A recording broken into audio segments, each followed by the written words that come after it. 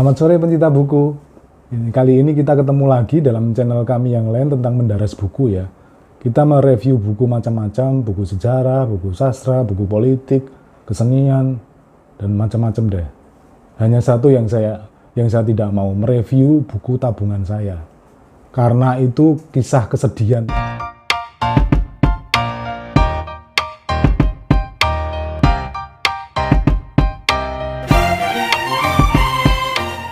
Kali ini kita pertama kali video kami akan mereview buku sejarah ya, lebih tepatnya catatan perjalanan beberapa orang Belanda, orang Eropa waktu berpetualang ke tanah Jawa. Nah, ini buku tentang judulnya Jawa Tempo Dulu, karangan dari James R. Rush. Jadi dia seorang profesor sejarah dari Universitas Arizona di Amerika Serikat. Jadi ini buku cetakan pertamanya dari dari Oxford ya, dari Oxford University Press tahun 1996 ya. Kemudian dicetakan pertama di bahasa Indonesia dari Komunitas Bambu tahun 2013. Gambar sampulnya dari lukisan seorang Belanda, jadi seperti ini. Jadi ini lukisan jembatan kalau nggak salah jembatan di jalan. Ya aku tak jualan dulu. Mau nyala yang nih orang pesen. Sebentar ya. Nanti kita reviewnya kita lanjutkan lagi.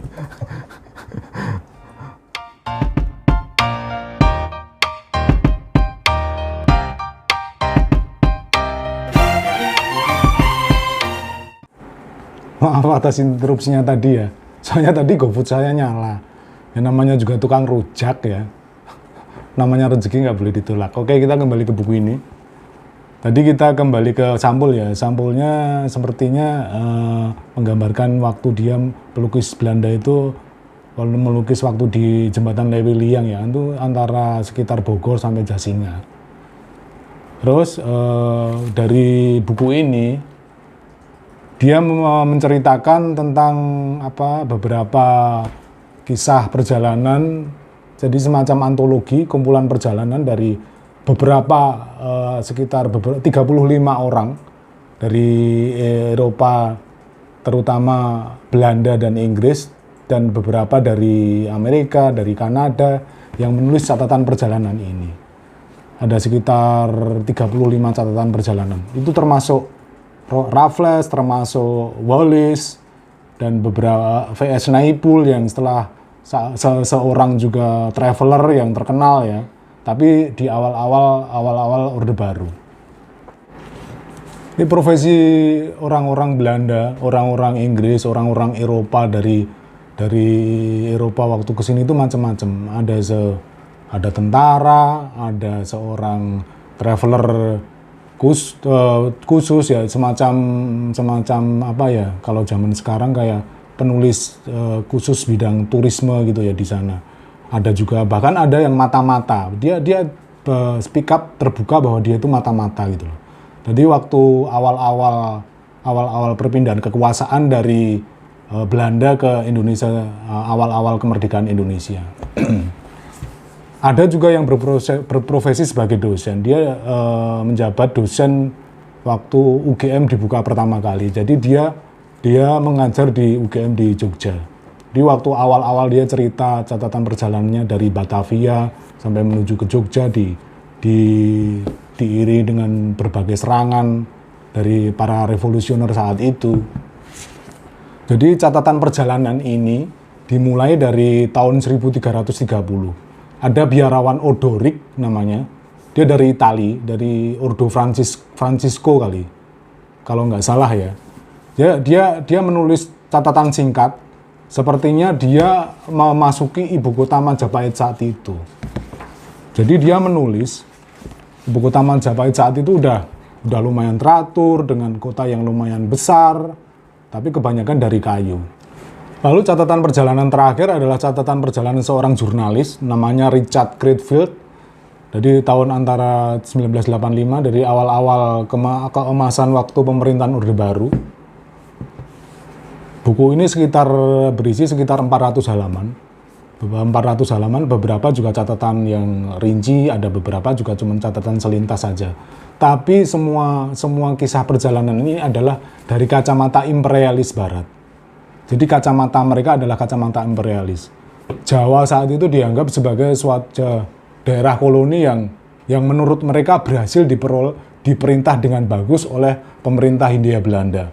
Apalagi sewaktu VOC bangkrut karena korupsi dan macam-macam kisah lainnya. Jadi setelah VOC bangkrut dan Jawa juga sebagian besar diambil alih oleh pemerintah Hindia Belanda, di mata mereka, di mata para traveler ini, Jawa mencapai kondisi terbaiknya. Apalagi setelah Van de Bos tanam paksa ya, dan setelah Daendels membangun jalan raya pos dari Anyer ke Panarukan, Jawa mengalami puncak keemasannya.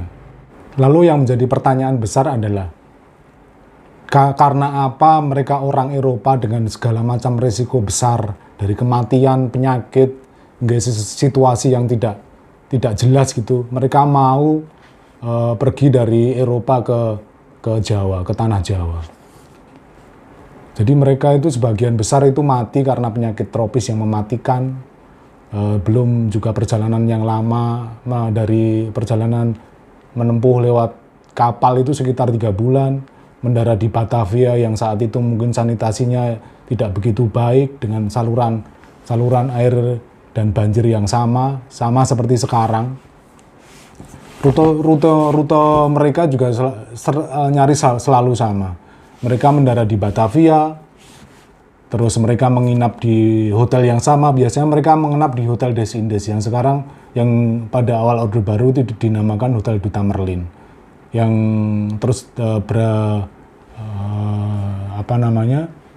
menjelma menjadi semacam swalayan atau apa, sekarang saya lupa juga. Sepertinya sekarang tetap menjadi swalayan. Setelah itu mereka kemudian pergi. Mereka tidak tahan dengan suasana Batavia. Setelah menyelesaikan urusannya di Batavia, dari urusan bisnis, urusan catatan perjalanan, atau menyelesaikan urusannya yang macam-macam seperti itu, mereka akhirnya biasanya menuju ke Bogor, ke Buitenzorg saat itu diberi nama.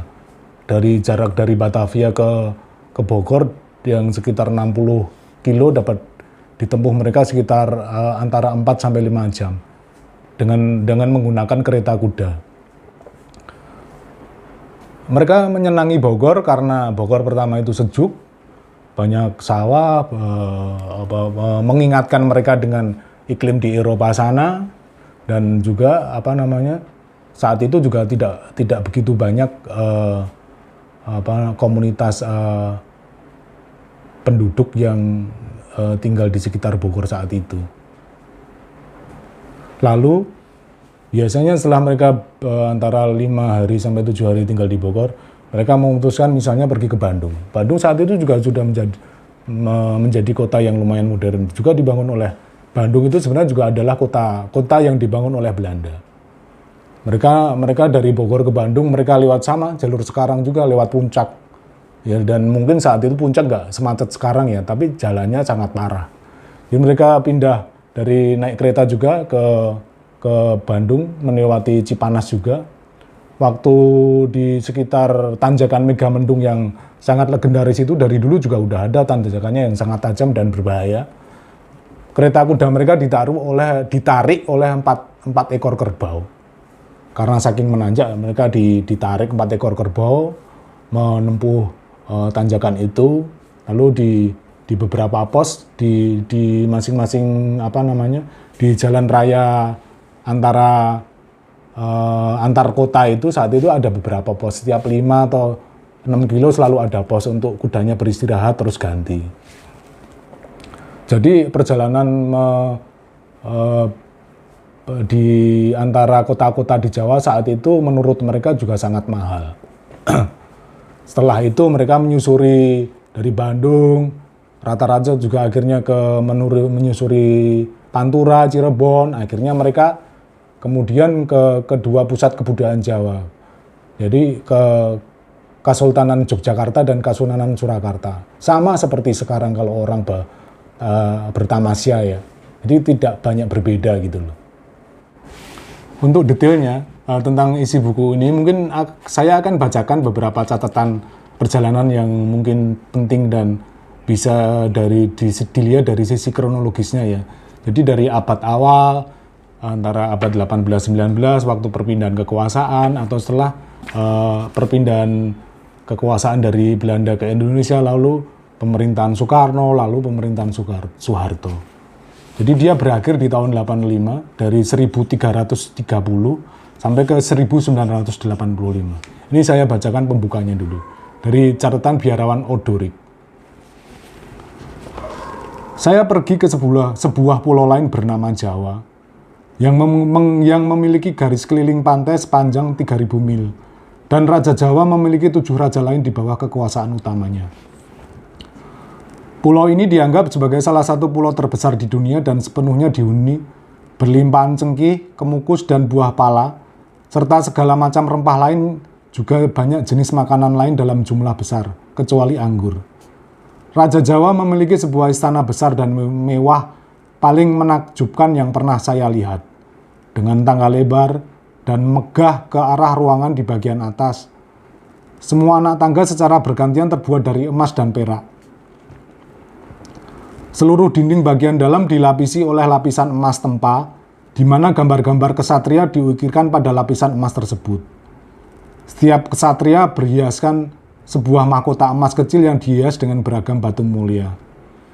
Atap istana ini terbuat dari emas murni, dan seluruh ruangan di bagian bawah dilapis berselingan oleh lempeng-lempeng berbentuk kotak yang terbuat dari emas dan perak. Kan Yang Agung atau Kaisar Cina sering mengadakan peperangan dengan Raja Jawa, tetapi serangannya selalu berhasil dipatahkan dan dipukul mundur. Jadi ini catatan dari biarawan Odorik. Jadi dia seorang santo pelindung para pengelana, para traveler jarak jauh. Seorang biarawan Itali, penganut Ordo Santo Francis dari Assisi yang diutus pada awal abad ke-14 ke daerah Rusia Selatan, India, dan Cina, termasuk untuk mengunjungi Pulau Jawa. Jadi dari catatan singkat dia sepertinya pergi ke menjelajahi Pulau Jawa di awal-awal kekuasaan Majapahit.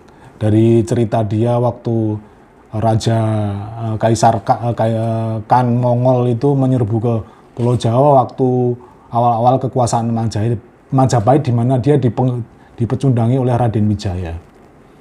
Jadi dia bercerita bahwa awal keraton Majapahit saat itu aja sangat indah, dengan berlapiskan emas dan perak, dengan mahkota dari emas dan dihiasi oleh batu mulia dari hiasan para pangerannya ya, mahkota para pangerannya. Dari beberapa catatan lain juga bisa disilangkan buktinya bahwa yang kota Majapahit saat itu juga lumayan modern dengan kota-kota yang teratur dan salah satu kota bandar yang lumayan besar. Poin kedua, saya juga akan membacakan catatan perjalanan dari Alfred Russel Wallace. Jadi dia seorang naturalis yang jauh lebih senior dikit daripada si Darwin. Dengan sebelum Darwin mencetuskan teori evolusinya saat itu, Wallace sudah berkelana ke Pulau Jawa dan mempengaruhi beberapa pemikiran Darwin. Saya bacakan juga catatan Wallace saat itu ya, waktu dia ke Pulau Jawa.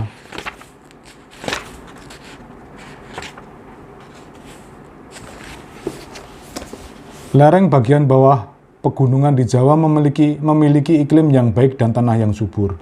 Biaya hidup begitu rendah dan hidup di sini aman dan nyaman. Sehingga banyak orang Eropa yang setelah berhenti dari masa jabatannya sebagai petugas pemerintah, memilih menetap seterusnya di daerah ini dibandingkan kembali ke Eropa.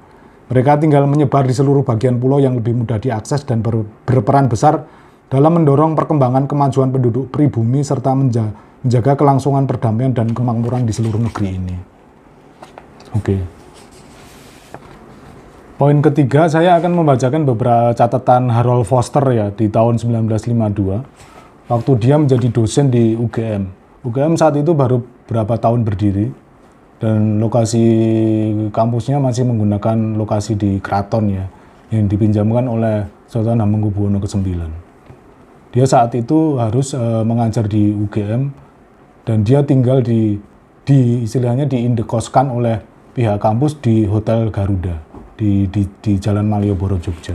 Saya akan membacakan beberapa tulisannya. Waktu dia mengikuti upacara penerimaan mahasiswa baru.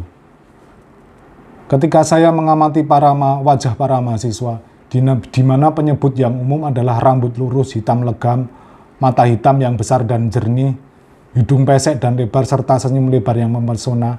Salah satu dugaan yang saya harapkan mengenai timur jauh buyar sudah.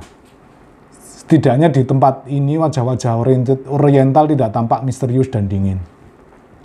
Tetapi para pemuda yang penuh dengan keceriaan dan keresahan, yang ekspresi bebasnya dan terbuka menunjukkan mereka tidak perlu mengenakan topeng menghadapi dunia. Dunia di mana topeng tidak lagi diperlukan.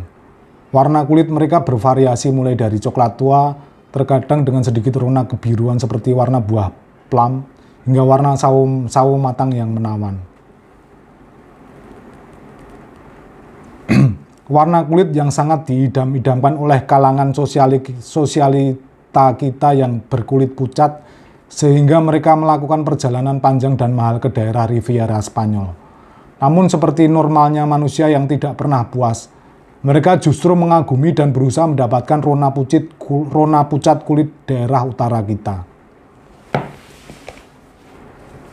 Jadi kesimpulan dari buku ini dapat ditarik garis besar bahwa bagi orang-orang Barat, Jawa saat itu adalah semacam pertunjukan panggung yang mempesona.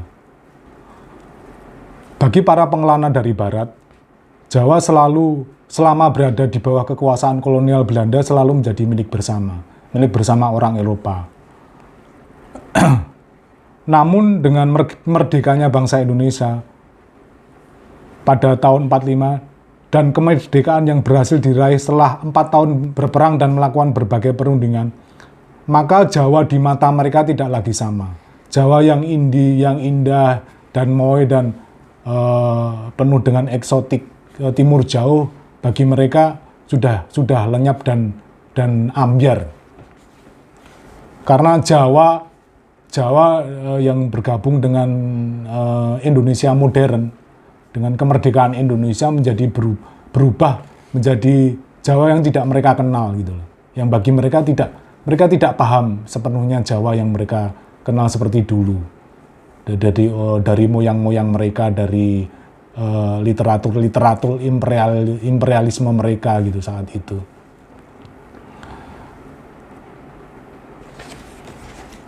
Yang menjadi unik lagi dari beberapa pengelana Jawa semuanya saat itu, mereka tidak banyak yang menjadi diaspora. Jadi bagi mereka Jawa adalah sesuatu tempat yang mereka kunjungi, mereka tinggali selama beberapa waktu, tapi tidak pernah menjadikan mereka sebagai seperti semacam tanah air. Hanya satu penulis yang menganggap bahwa Jawa itu adalah tanah air mereka. Karena kebetulan penulis perempuan itu juga lahir di sini. Jadi bagi mereka, bagi para traveler, bagi para orang Eropa ini, Jawa yang menjadi merdeka itu menjadi Jawa yang lain. Jadi Jawa yang tidak mereka kenali sama sekali. Jadi ringkasan yang bisa diperoleh dari buku ini, menurut pendapat saya, jadi buku ini bisa secara lengkap dan komprehensif dan teratur kronologisnya bisa memuat beberapa catatan perjalanan dari orang-orang Eropa yang berdatangan ke tanah Jawa. Tentu saja dari kacamata imperialis, dari kacamata orang Eropa dengan segala sentimental rasialis mereka gitu. Tapi dari buku ini, dari catatan perjalanan saat itu kita bisa melihat bahwa tanah Jawa saat itu bagi mereka itu juga lumayan menarik untuk dikunjungi. Karena sudah lumayan bagus, jalannya juga lumayan teratur, dengan beberapa sanitasi juga perlahan-lahan mulai modern, dan sisi kesehatan juga bagus.